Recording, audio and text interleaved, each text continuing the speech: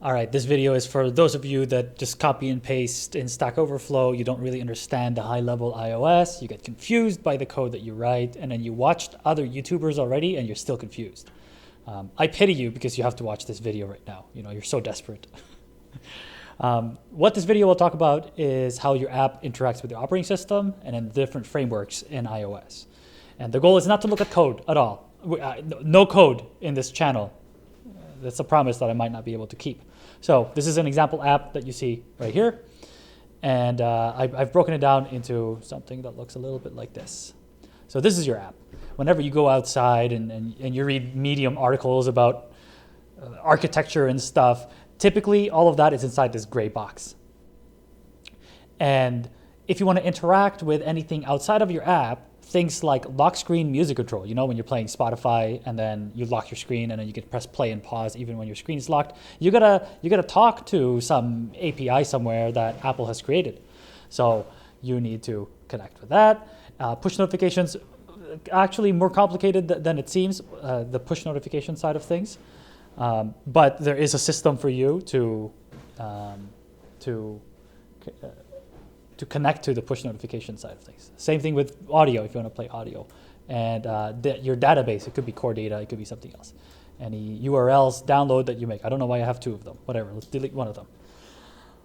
So this is your app that needs to talk to a whole bunch of different systems. That is the goal.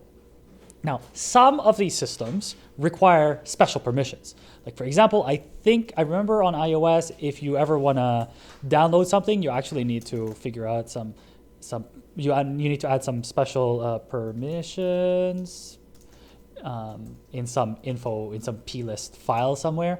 And what you're asking the operating system is, hey, I want access to this API of yours.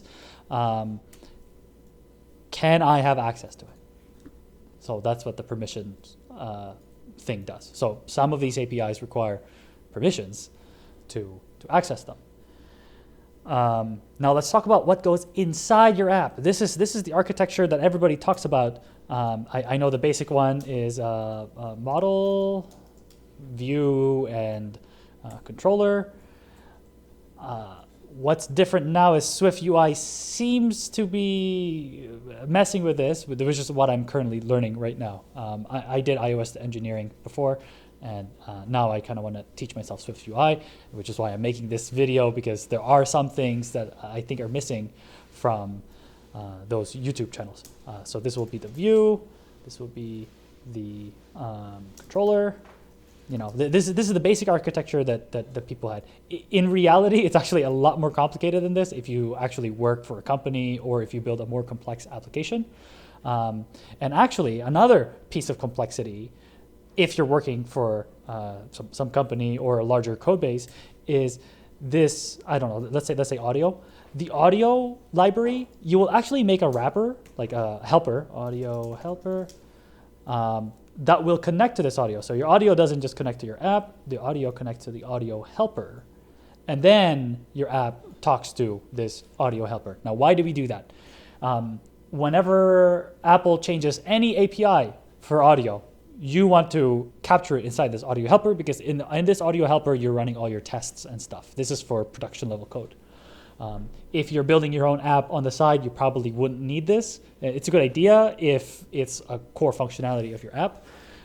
But if you were to work in industry, this is like the basic that they're at least going to build a wrapper for this.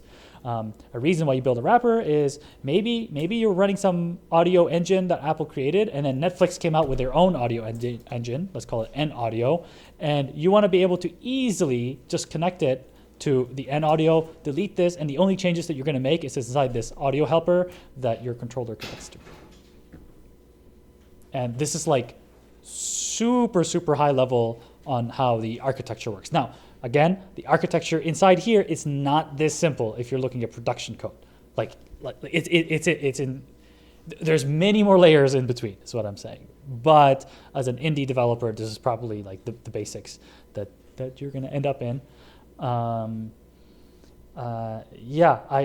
else do I have to cover? I think that's it. How your app interacts with the operating system. This is how it interacts with the operating system. I don't want to jump into code because each one of these require their own special way that you can become a delegate, and you can do all these things. So that might be a topic for future videos. And then how different frameworks and APIs. Okay, that's it. This video has reached its goal, and I hope you found it useful. And that's it. All right, bye-bye.